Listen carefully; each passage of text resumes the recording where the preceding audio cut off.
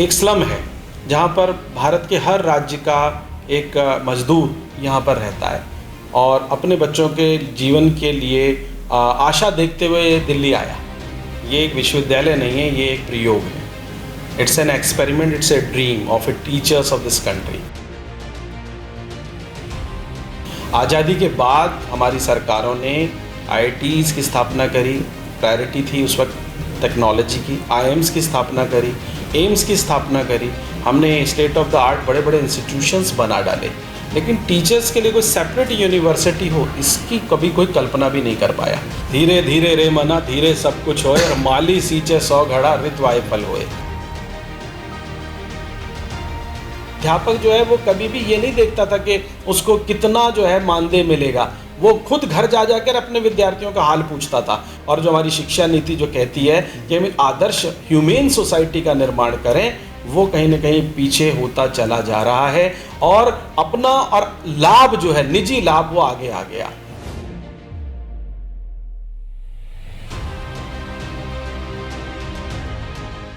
Podcast with Vidya live में फिर से आपका स्वागत है। आज हमारे साथ दिल्ली टीचर्स यूनिवर्सिटी के founder vice chancellor professor Dhananjay Joshi ji साथ हैं और ये सेक्शन इसके पहले भी एक सेक्शन में आप देख चुके हैं और हमारी बात जो ख़त्म हुई थी वो नीट के ऊपर ख़त्म हुई थी, पेपर लीक के ऊपर ख़त्म हुई थी। सर फिर से आपका स्वागत है हमारे इस सेक्शन में। मैं इस बात को बढ़ाना चाहता हूँ कि ये नीट पे जिस तरह की आपने देखी, कुछ इसमें टीचर्स का इन्वॉल्वमेंट हो चाहे कुछ भी हो, ऐसे में क्या ये ज़रूरी है, जैसे आप DTU की बात कर रहे हैं, दिल्ली टीचर्स यूनिवर्सिटी की हम बात करते हैं, आप उसके फाउंडर वाइस चांसलर हैं, इसकी ज़रूरत क्या इन्हीं वजहों से आन पड़ी कि ऐसे टीचर्स को सामने लेकर आए? देखिए, ऐसा है कि मैंने अपने पीछे वाली जो आपका पहले की वार्ता थी उसमें भी मैंने ये कहा कि हम जब तक अपने अध्यापकों पर काम नहीं करेंगे तब तक हम एक अच्छे राष्ट्र का निर्माण नहीं कर सकते। अध्यापक समाज से ही आता है, कहीं अंतरिक्ष से नहीं आता। अध्यापक को हम जब तक उसको पूरी तरीके से प्रतिबद्ध नहीं करेंगे, कमिटेड नहीं करेंगे अपने प्रोफेशन के लिए, और मात्र नीट से एक विद्यार्थी का सपना नहीं टूटा, ये उनके अध्यापकों का भी कहीं न कहीं उसका पीछे सपना रहा होगा, उनके अभिभावकों का भी रहा होगा कि वो अपने विद्यार्थी को आगे देखना चाहते हैं। ये सवाल केवल 22 लाख 24 लाख का नहीं है, उससे ज़्यादा वो भी बच्चे हैं जो यहाँ तक नहीं पहुँच पाए। तो कहीं न कहीं मुझे एक बात आपके यहाँ साफ कहनी है कि हमने आज के डेट में इतने पेशेवर लोगों का निर्माण कर दिया कि इतने प्रोफेशनल्स बना दिए कि जो ह्यूमन टच था, जो हमारी इंटीग्रिटी थी, जो टीचर्स के अंदर हमें लानी चाहिए, एक ऐसा टीचर तैयार करे जो मनसा वाचा कर्मणा अध्यापन पर ही अपने को आधारित करे। अगर प्रोफेशन को सिर्फ पैसे से जोड़ा जाएगा, आज मैंने ऐसे भी बहुत सारे टीचर सुने हैं जो क्लास से बाहर ज़्यादा ट्यूशन लेके अपना काम करते हैं। किसी कोचिंग इंडस्ट्री में इतने लाखों के पैकेज मिलते हैं, लेकिन क्या हम वाकई ये मानेंगे कि सिर्फ पैसा ही सब कुछ है? क्या हम सिर्फ ये मानेंगे कि हमने एक ऐसा समाज बनाना है जहाँ पर धन कमाने की मशीनें या मैकेनिकल रोबोट्स तैयार करने हैं, या हमने एक आदर्श अध्यापक का निर्माण करना है? वही आदर्श अध्यापक एक अच्छे डॉक्टर का भी निर्माण करेगा। मैंने कई बार ये भी देखा कि कई डॉक्टर्स ऐसे भी हैं जो, अभी मैं पीछे पढ़ रहा था, जो अपने प्रोफेशन में एक एग्जाम्पल पेश करते हैं और छुट्टी वाले दिन भी, अभी परसों के नवभारत में एक पूरी कवर स्टोरी आई जो कि वहाँ जाकर के उन बच्चों के ऊपर काम कर रहे हैं, उन मरीजों को भी देखते हैं जो फुटपाथ पर पड़े हुए हैं। ऐसे भी टीचर हैं जो अपनी क्लास छोड़ करके अपने उन विद्यार्थियों के लिए काम करते हैं जो क्लास तक नहीं आ सकते। जैसा एक प्रयोग हम यहाँ कर रहे हैं दिल्ली टीचर्स यूनिवर्सिटी में, हमारे साथ एक 4000-5000 बच्चों की एक बस्ती है। धारावी जितनी बड़ी बस्ती तो नहीं है पर उससे कम भी नहीं है। एक स्लम है जहाँ पर भारत के हर राज्य का एक मजदूर यहाँ पर रहता है और अपने बच्चों के जीवन के लिए आशा देखते हुए दिल्ली आया।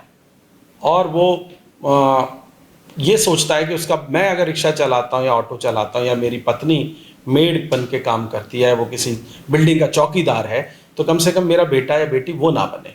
तो ऐसे बच्चे जो माता पिता के साथ रेडी भी लगाते हैं, हमने उनके लिए कम्युनिटी स्कूल एक समुदाय विद्यालय शुरू करा।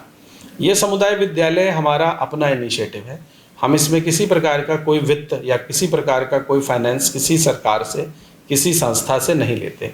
ये सेल्फ हमारे कंट्रीब्यूशन से, हम अपने वेतन से मिल करके चलाते हैं, या पूर्णतः विशुद्ध हम इसको वो रखना चाहते हैं। और अभी जो है हमने जब शुरुआत करी 2022 में, तब ये मैं संकल्पना लेके आया। उसके बाद हमने करीबन बस्ती में जा कर के अपने विद्यार्थियों के साथ उनके साथ एक संवाद किया। बस्ती संवाद के नाम से हमने विद्यार्थियों को लेके हम गए और हमने वहाँ के लोगों से पूछा, क्या आप अपने बच्चों को विद्यालय भेजना चाहते हैं? आधे बच्चे विद्यालय जाते हैं, आधे नहीं जाते, क्योंकि उन बच्चों को लगता है कि विद्यालय में वो उनको चीज़ें माहौल नहीं मिलता, या ऐसी समस्याएं हैं कि वो घर नहीं छोड़ सकते। लेकिन उनके माता पिता भी चाहते हैं कि वो कुछ समझें, कुछ पढ़ें।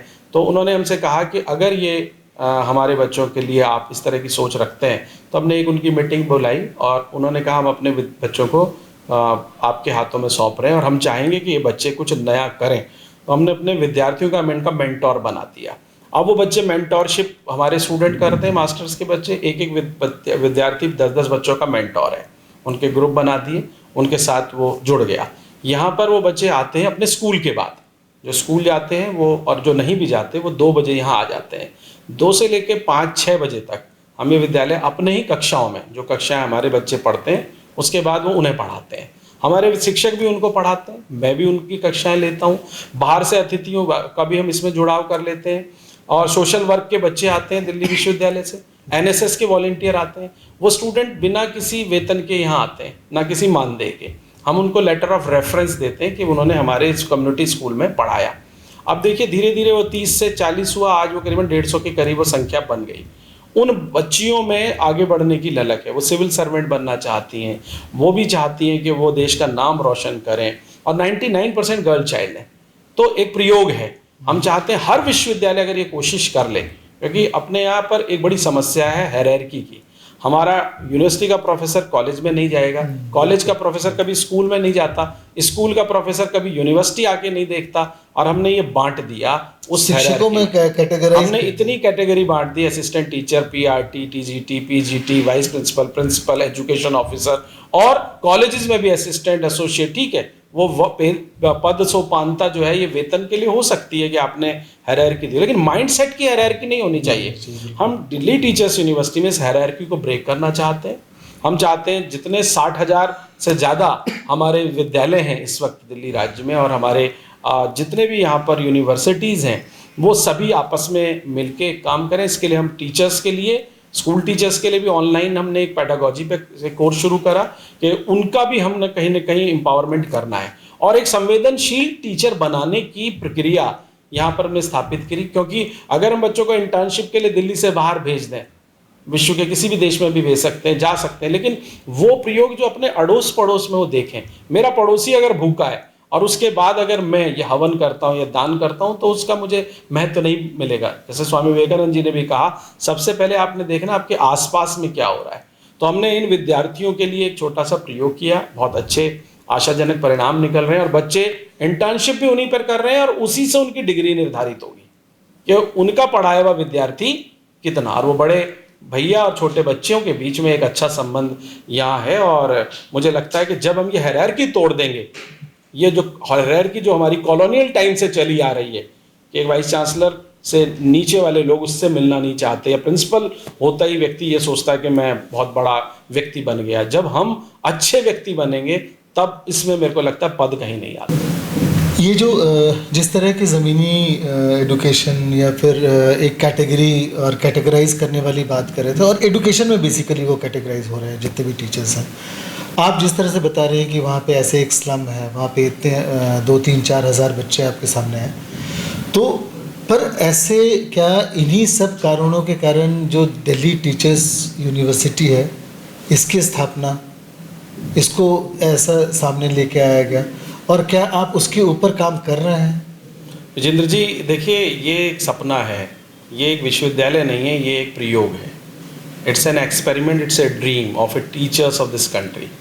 ये एक देश के विश्वविद्यालय, देश के शिक्षकों का एक सम्मान है। जब मेरी पहली इंटरव्यू हुआ 2022 में, तो मुझे याद है कि मैंने तब भी यही स्टेटमेंट दी थी कि ये विश्वविद्यालय नहीं है, ये देश के शिक्षकों का सम्मान है। आज़ादी के बाद हमारी सरकारों ने IITs की स्थापना करी, प्रायोरिटी थी उस वक्त टेक्नोलॉजी की, IIMs की स्थापना करी, एम्स की स्थापना करी, हमने स्टेट ऑफ द आर्ट बड़े बड़े इंस्टीट्यूशंस बना डाले, लेकिन टीचर्स के लिए कोई सेपरेट यूनिवर्सिटी हो इसकी कभी कोई कल्पना भी नहीं कर पाया। हमने मान लिया टीचर्स तो किसी जगह से बीएड करके, नॉन अटेंडिंग करके, डिस्टेंस मोड से करके, क्योंकि कई तादाद में डिस्टेंस में लोगों ने उस ज़माने में बीएड करी, और ये मान लिया गया टीचर्स पर विशेष कार्य करने की आवश्यकता नहीं है, इनको तो कैसे ही हम तैयार कर सकते हैं। जो व्यक्ति टीचर नहीं भी बनना था उसने भी बीएड की डिग्री ले ली और वो भी टीचिंग प्रोफेशन में आ गया। अनफॉर्चुनेटली ये बहुत बड़ा दुखद विषय रहा। 75 वर्ष बाद देश की सरकारों ने, शिक्षा नीति ने ये बात कही और दिल्ली सरकार ने भी ये सोचा कि एक इस प्रकार का एक प्रयोग करें। हालांकि दिल्ली से पहले गुजरात में, वेस्ट बंगाल में और तमिलनाडु में टीचर्स यूनिवर्सिटी की स्थापना हो चुकी है, लेकिन नॉर्थ में और दिल्ली में पहला विश्वविद्यालय है जो पूरी तरीके से टीचर्स को समर्पित है, उनकी ट्रेनिंग को, उनकी शिक्षा को, उनकी दक्षता को बढ़ाने का हम काम कर रहे हैं यहाँ पर। और अभी नया विश्वविद्यालय है, आगे विश्वविद्यालय एक वृक्ष के रूप में पनपेगा, बट सोच, विज़न इसकी जो है वो बहुत अच्छा है, विज़न बहुत अच्छा है। सर एक क्योंकि इसमें एक एडेड क्वेश्चन है इस पे कि ठीक है, DTU का एक जो विजन आप बता रहे हैं, पर क्या इसको लोग 2022 में इसकी स्थापना हुई थी, 2022 में, उसके बाद से सरकार में ये एफर्ट देखने को पता नहीं, शायद मुझे ऐसा लगता है कि नहीं मिल रहा है कि बहुत इसको बताया जाए कि टीचर्स को, जो टीचर्स बनना चाहते हैं उनको बताया जाए कि एक ऐसा यूनिवर्सिटी है जो केवल टीचर्स के लिए है, चाहे वो किसी भी राज्य में हो। पर ये देखने को नहीं मिलता है। मैं अगर DTU अगर ढूंढने जाऊँ तो वो टेक्नोलॉजी जो है उधर, इनका टेक्निकल जो यूनिवर्सिटी है वो सामने आ जाता है। देखिए, there is a saying, Rome was not built in a day. मैं मानता हूँ, ठीक है, धीरे धीरे रे मना, धीरे सब कुछ होए, और माली सींचे 100 घड़ा, ऋत वाय फल होए।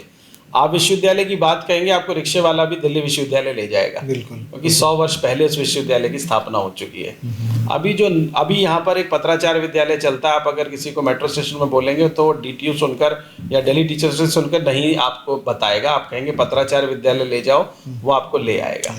ठीक है, आपने भी बात बिल्कुल सही पकड़ी। लेकिन देखिए, धीरे धीरे ही हम एक ब्रांड बनते हैं, एक दिन में ब्रांड नहीं बनता। लेकिन आप जैसे अच्छे जो पत्रकार हैं, अच्छा जो पॉडकास्ट है, जब ये समाज तक जाएगा, लोग सुनेंगे, इसकी आगे आगे लोगों में, देखिए इसकी मार्केटिंग कैसे होती है। हमारे स्टूडेंट हमारे बेस्ट एम्बेसडर हैं। हमारा एक स्टूडेंट अगर पास आउट होके जाएगा, वो 100 बच्चों तक ये मैसेज लेके जाएगा, हमारा 1000 तक लेके जाएगा, और दिल्ली से बाहर भी जाएगा। एक इस तरह का विश्वविद्यालय है। पहला बैच पिछले बार लास्ट ईयर इसमें शुरू हुआ, अब वो बच्चे 1 साल बाद दूसरे वर्ष में आने वाले हैं। आपको बताऊं, वो इसमें पूरे भारत के वो बच्चे हैं, और उनमें हमने पूछा कैसे आए, तो उन्होंने यही बताया कि सर हमने मीडिया से जाना, हमने पेपर में पढ़ा कि दिल्ली में एक ऐसा प्रयोग, ऐसा विश्वविद्यालय बन रहा है। अब इस बार CUT से पूरे के पूरे भारत से बच्चों ने इसमें अप्लाई किया है। तो मुझे लगता है कि जब धीरे धीरे से सुगंधी फैलती है इत्र की, तो इत्र की सुगंधी धीरे धीरे फैल रही है। और अब हमें लगता है कि इस विश्वविद्यालय को नया परिसर भी जो है DDA के द्वारा नरेला में एलोकेटेड हो गया है। 12.5 एकड़ लैंड हमें मिली है। अभी हम यहाँ पत्राचार विद्यालय के कैंपस में हैं। ये ट्रांजिट कैंपस है। विश्वविद्यालय किसी ट्रांजिट कैंपस से शुरू हो सकते हैं, पर पनप या फल फूल नहीं सकते, क्योंकि स्पेस की समस्या होती है, और आप उस तरीके के लैब, लेबोरेटरीज और उस तरह की चीज़ें नहीं स्थापित कर सकते जो आपको चाहिए। तो नई जगह पर जहाँ हमारी लैंड मिली, वहाँ पर हमारा परिसर बनेगा। हम एक अच्छी यूनिवर्सिटी के रूप में स्थापित होंगे, और मुझे उम्मीद है हमारे साथ में जो दिल्ली विश्वविद्यालय, जो यहाँ से 2 किलोमीटर की दूरी पर है, ऐसे बड़े विश्वविद्यालय जैसे जो विश्वविद्यालय हैं, वो हमारे को अपना साथ देंगे। और मुझे लगता है सभी विश्वविद्यालयों को एक टीम की तरह काम करना चाहिए, ना कि इन आइसोलेशन। क्योंकि जब आपका हैंड होल्डिंग जो NEP कहती है, वो यही कहती है कि एक बड़ी यूनिवर्सिटी किसी कॉलेज का हाथ थाम ले, एक कॉलेज किसी स्कूल का हाथ थाम ले, और एक स्कूल किसी बस्ती का हाथ थाम ले, तो मुझे लगता है कि हम एक पूर्ण रूप से एक आदर्श भारत, एक विकसित भारत की जो परिकल्पना है, उसको हम कहीं ना कहीं सिद्ध करेंगे। सर एक तो उसमें 2 क्वेश्चन ऐसे आते हैं कि एक तो जो IVLP है, international visitors leadership programme, USA में जाके, दिल्ली से केवल आप थे जी जी इस प्रोग्राम को पूरा करने जी। वाले। हाँ, और एक तो इस पे जो K-12 के बारे में था, मतलब +2 तक जो स्टूडेंट्स हैं जी उनके जी लिए। जी जी उसके बाद सर इस डिजिटल युग में जो छात्रों की जो बढ़ती ज़रूरतें हैं उसको DTU किस तरह से पूरा करेगी, और साथ में डिजिटल प्लेटफॉर्म या ऑनलाइन कोर्सेज के बारे में आपके क्या विचार हैं? देखिए, ये बहुत ही बड़े आपने डाइवर्सिफाइड एरियाज़ को टच किया है। इसमें मैं K-12 की बात करूँगा। अभी सबसे ज़्यादा काम करने की ज़रूरत हमारी K-12 लेवल पर है।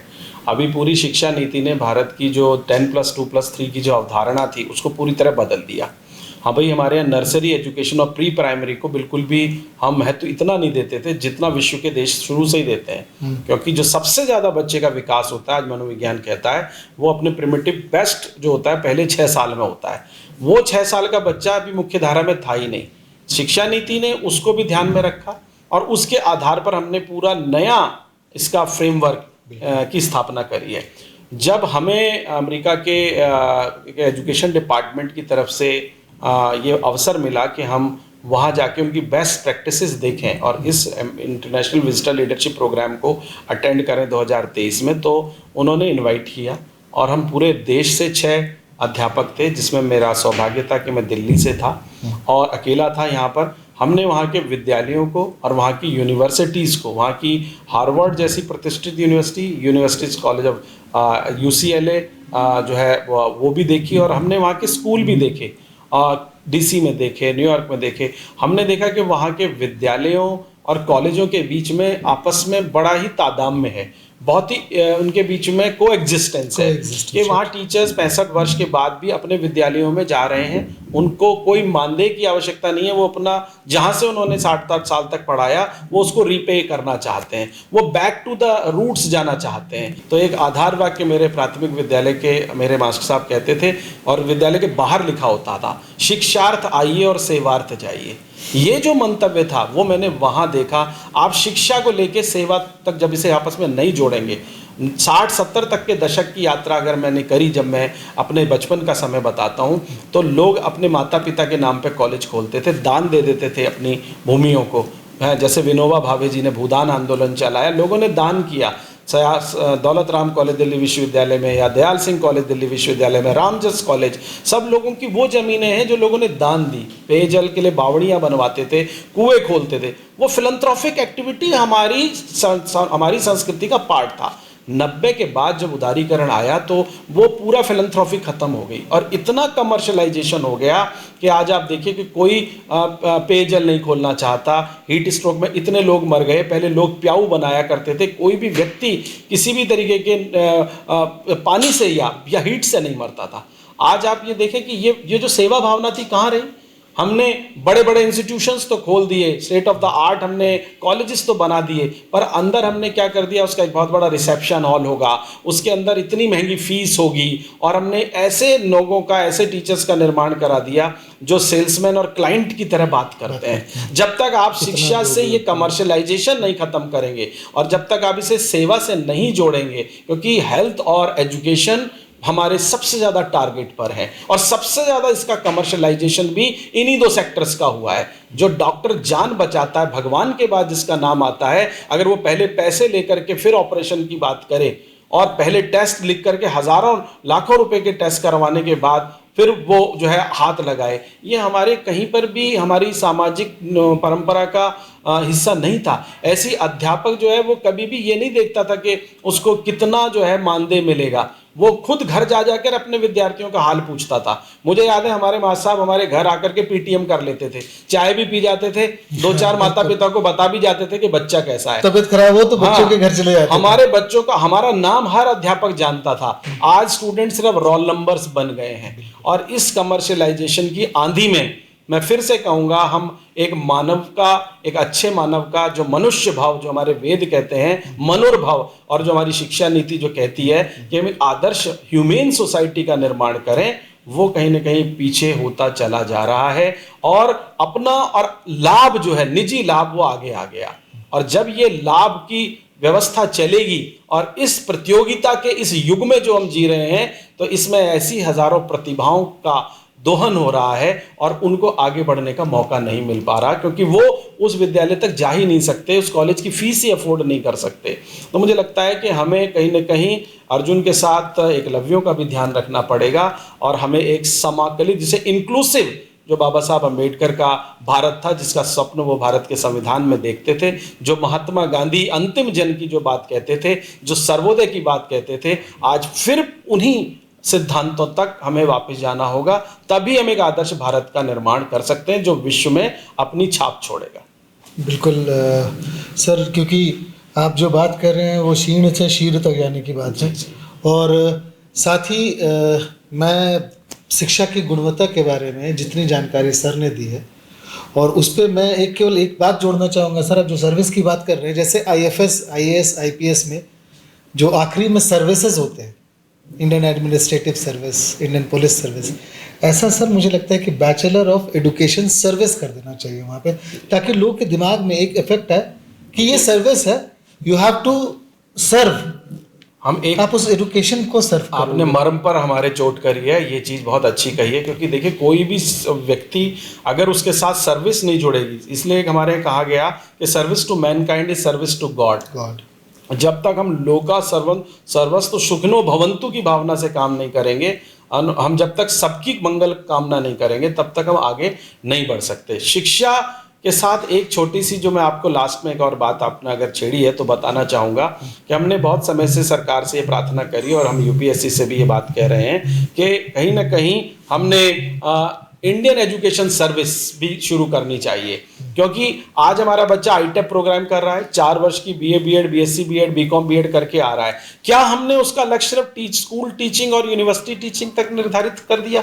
हमने उसके पंखों को सीमित कर दिया, उसकी उड़ान को हम आगे बढ़ने क्यों ना देना चाहते? जब बच्चे हमारे IAS BA करके पढ़ना कलेक्टर बनना चाहते हैं, तो वो केवल BEd करके स्कूल तक सीमित क्यों रहे? और जब BA कर रहा है एजुकेशन में, तो एजुकेशन सर्विस भी हो, यानी सिविल सर्विसेज में एजुकेशन सर्विस की स्थापना हो, जिसकी बात कोठारी कमीशन ने 1964 में कही और बहुत सारे आयोगों ने बात करी। और सिविल्स में जब मैथिली, पाली और उर्दू और बहुत सारी भाषाएं भी हैं, लेकिन शिक्षा कोई विषय नहीं है। यानी मैंने BEd किया, MEd किया, इतने साल लगाए, और आज अगर मैं चाहता हूं कि मैं सिविल सर्वेंट बनूं, तो मुझे कोई और विषय लेना पड़ेगा। मुझे समाजशास्त्र लेना पड़ेगा, या एंथ्रोपोलॉजी लेना पड़ेगा, पब्लिक एड लेना पड़ेगा। अब मैंने BA BEd में 4 साल एजुकेशन पढ़ा, फिर MEd में उसको 2 साल पढ़ा, लेकिन मेरा विषय है ही नहीं, तो मैं ठगा हुआ महसूस करता हूं। मेरे विद्यार्थी मुझसे ये निवेदन करते हैं कि सर इस बात को आप उठाइए, शिक्षा को एक विषय के रूप में भी संघ लोक सेवा की परीक्षाओं में स्थापित कीजिए। और एक ऐसा व्यक्ति जब शिक्षक जब एडमिनिस्ट्रेटर बनेगा, जब एक शिक्षक प्लानर बनेगा, तो मुझे लगता है बहुत सारी चीजें अपने आप बदल जाएंगी।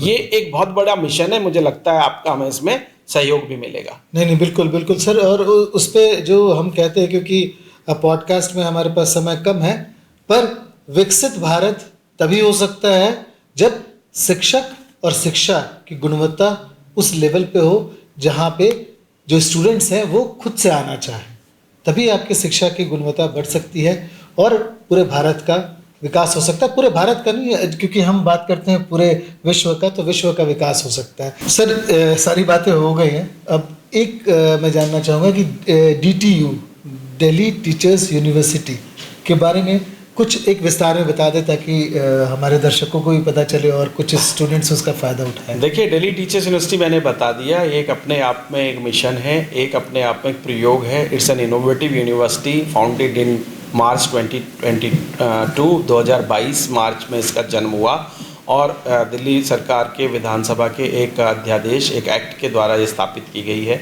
इसका जो मूल भावना है वो विद्यालयों में जो शिक्षकों का निर्माण करना, कॉलेजों के लिए टीचर एजुकेटर्स का निर्माण करना, जो विद्यालयों में टीचर्स पढ़ा रहे हैं इन सर्विस, उनकी पेडागोजी को इम्प्रोवाइज़ करना, उनके लिए इंटर्नशिप और उनके साथ इन सर्विस प्रोग्राम चलाना, उसके साथ साथ जो हमारे विद्यार्थी हैं उनको प्री सर्विस देना, एक अच्छा टीचर तैयार करना, मेनली जैसे लॉ यूनिवर्सिटी होती है focus for making a law, जैसे एनएलयूज बनी, आईएम्स बनी मैनेजर्स तैयार करने के लिए, और आईआईटीज बनी आपके इंजीनियर्स को तैयार करने के लिए। ये देश के उस डेस्टिनी मेकर जो सबका निर्माता है, जिसके बारे में हम 5 सितंबर को कहते हैं गुरु गोविंद दो खड़े काके लागों पाए और बलिहारी गुरु आपने जिन गोविंद दियो मिलाए। ये उन अध्यापकों को समर्पित विश्वविद्यालय है और केवल दिल्ली के लिए नहीं है, ये भी मैं आपको बता दूं, ये पूरे भारत के लिए ये विश्वविद्यालय की स्थापना की गई है। विश्व के हर देश से हम चाहते हैं कि यहाँ पर टीचर एक्सचेंज प्रोग्राम में आएँ, हमारे टीचर्स भी जाएं। तो एक बड़ा सपना है और एक आदर्श टीचर्स का निर्माण देश के लिए बहुत आवश्यक है। मैं चाहता हूँ कि ये मैसेज आगे जाए, संदेश जाए, और मैं धन्यवाद करूँगा कि आपने इस दिल्ली टीचर्स यूनिवर्सिटी के ऊपर ये पॉडकास्ट बनाया। Thank you sir. Dhananjay sir, आप पॉडकास्ट विद विद्या लाइफ में आप शामिल हुए, ये हमारे लिए बहुत गर्व की बात है। और मुझे लगता है कि इससे स्टूडेंट्स, साथ ही शिक्षा के से जुड़े हुए और जितने भी लोग हैं उनको एक रास्ता, एक राह सर ने दिखाया है, और शायद यही एक राह है जिससे हम एम्पैथी के साथ शिक्षा की गुणवत्ता बढ़ा सकते हैं। बहुत बहुत धन्यवाद आपका। बहुत बहुत धन्यवाद आपका और आपकी पूरी टीम का।